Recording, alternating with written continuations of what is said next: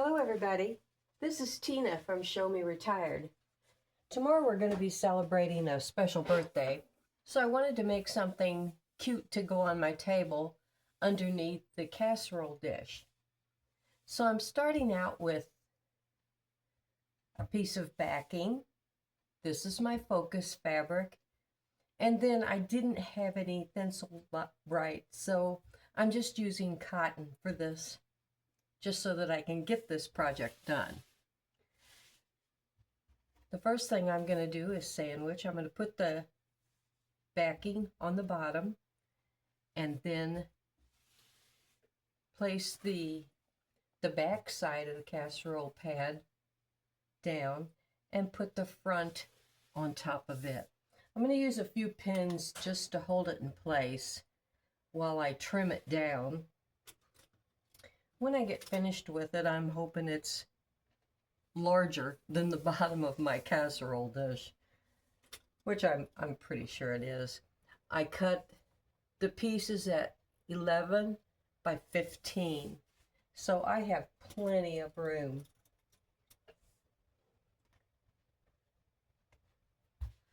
I'm going to make a 1/4 inch seam.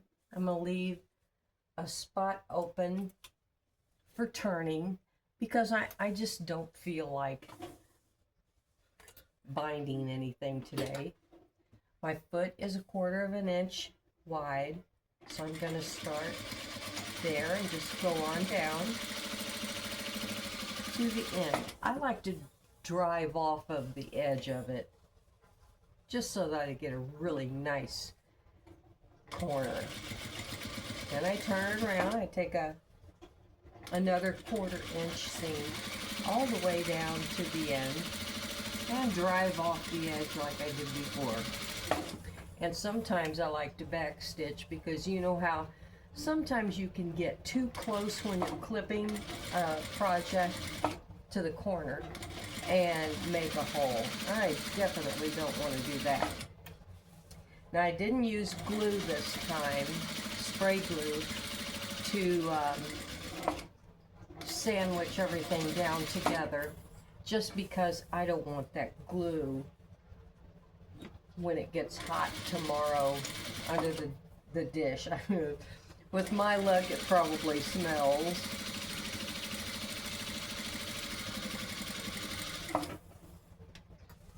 And I don't want that.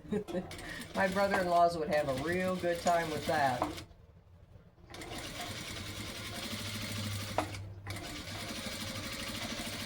And then I back stitch, leaving about 3 inches, I think, to turn.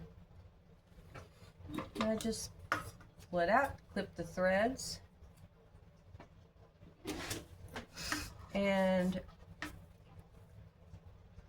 on this edge, I'm going to trim right next to the edge till I get up to that opening. I like a little bit more on the back side when I get to the opening.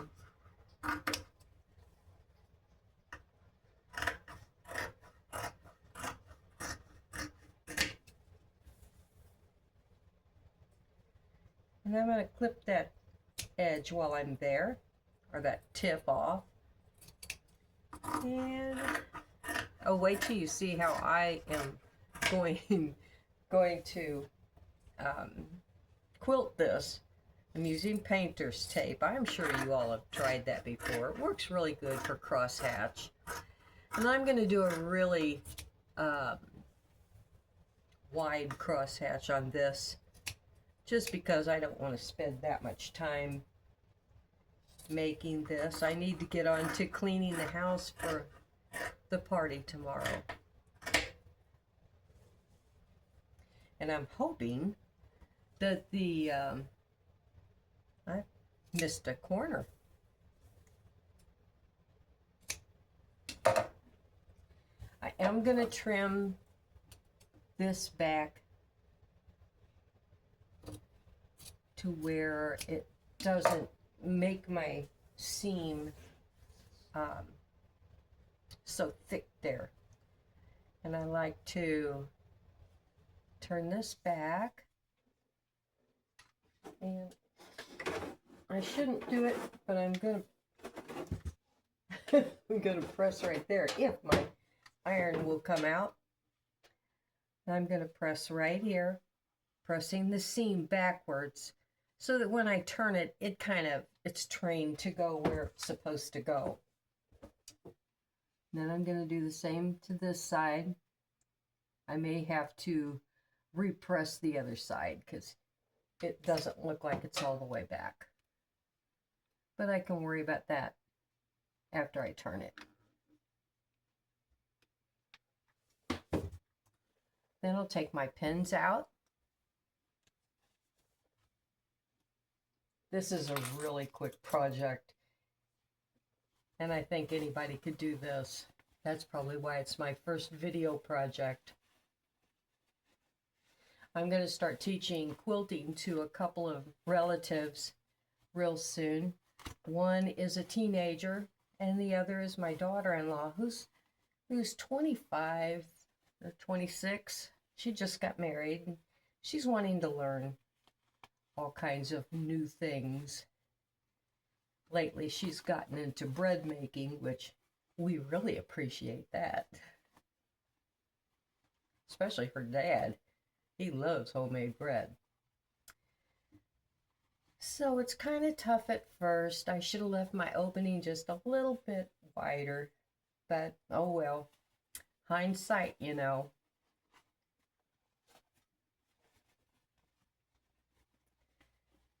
Then I'm going to take time to poke out all of my corners.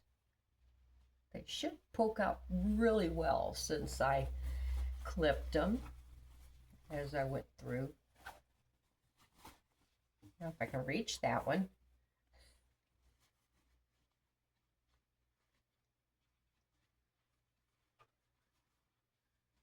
This way it's, since I'm not putting binding on or taking the time to do a special design just for the front side, they'll be able to put this on the table either way, stripes up or the cupcakes up. All right, there that is. And now I'm going to press everything to where it's supposed to be. I'm not sure if you can see my ironing spot from there, but it's pretty common. I just put my husband cut a board for me, and I covered it with batting and some muslin, and you can tell I've used it a lot. I keep it right beside my sewing machine so it's available for any project I'm doing.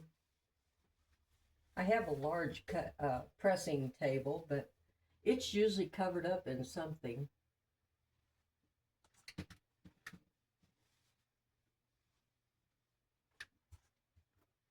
And there is that. Now I'm going to go real close to the edge to close this. It's all lined up, and I don't want it to show too much.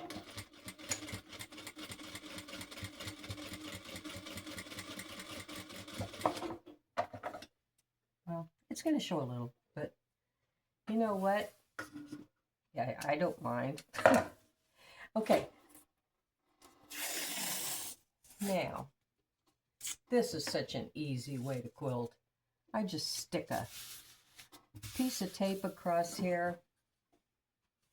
And since I have an industrial machine, it doesn't really pucker or anything. So I don't have to worry about putting a walking foot on. If I had one, I would probably.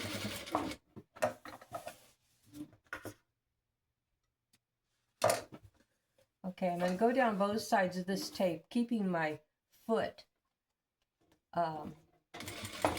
my presser foot is 1/4 inch on each side, so it makes it easy to keep everything just the way it's supposed to be. The right sizes.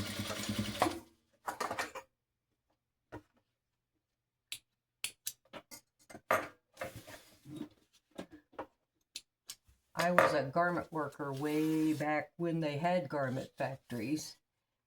Oh, and when I get to this one, since I had a 1/4 of an inch, I sewed a 1/4 of an inch on each side of the line.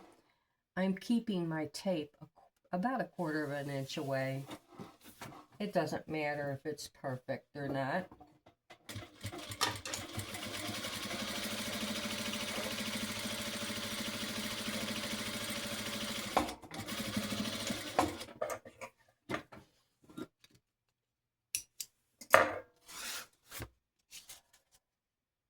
And I'll do the same here, all the way across, really.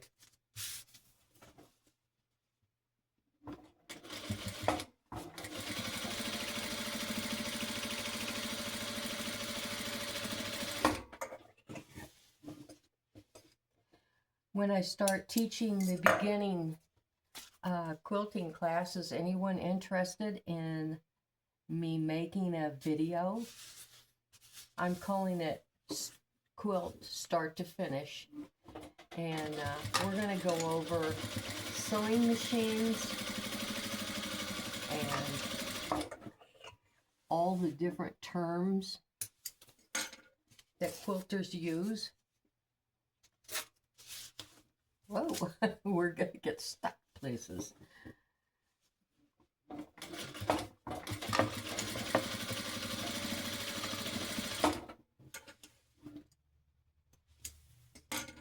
And hopefully they'll learn a lot.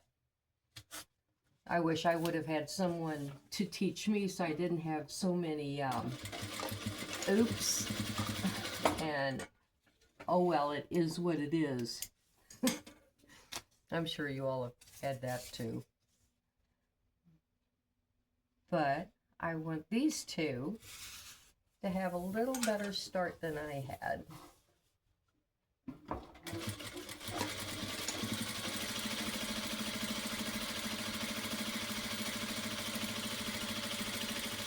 And if that's something that you all would like to see or to watch,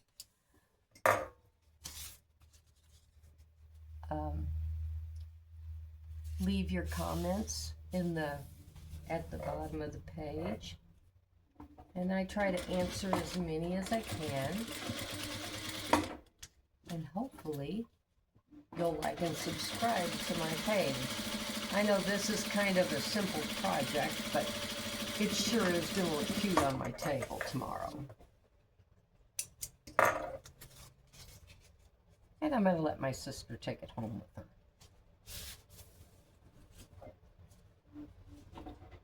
She has a lot of grandkids herself, and I could just see her using this on their birthday tables too.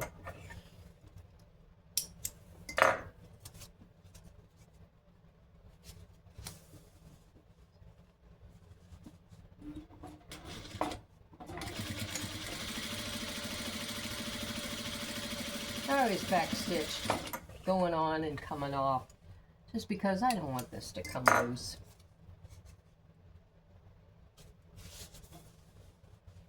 Well, we're almost done with one side of the quilting.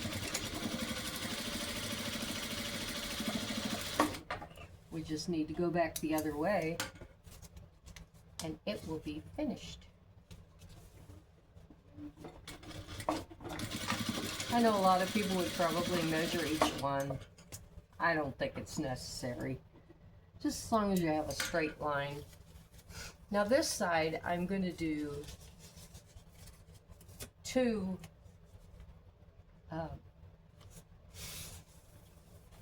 widths wide because it really doesn't need that much quilting. In fact, I might just eyeball it. Okay, so there's that. I'm going to go way over here. Try to keep it as straight as possible.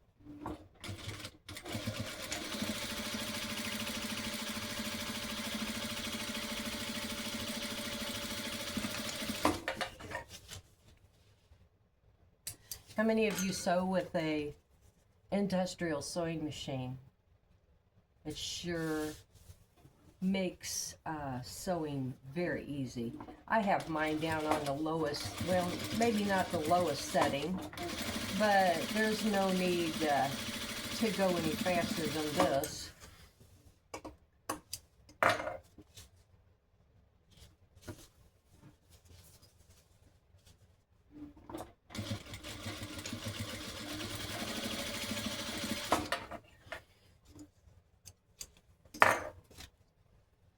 And then I'll do a couple this way,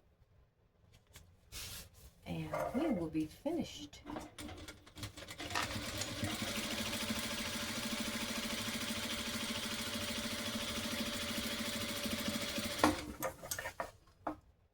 Oh well, we have to trim all the little pieces of thread off.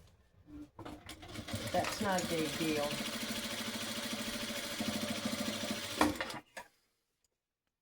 Now look how fast that was. That was amazing. And so now I have something pretty for the birthday table and a gift to go home with my sister.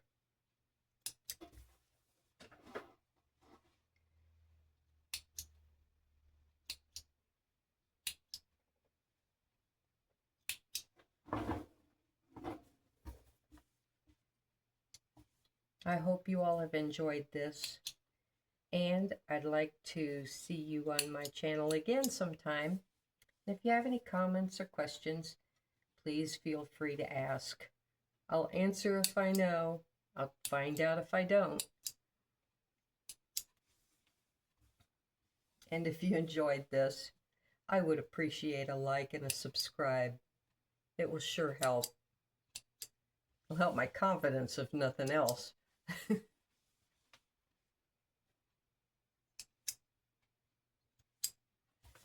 So there you go. You have a hot pad or a casserole dish.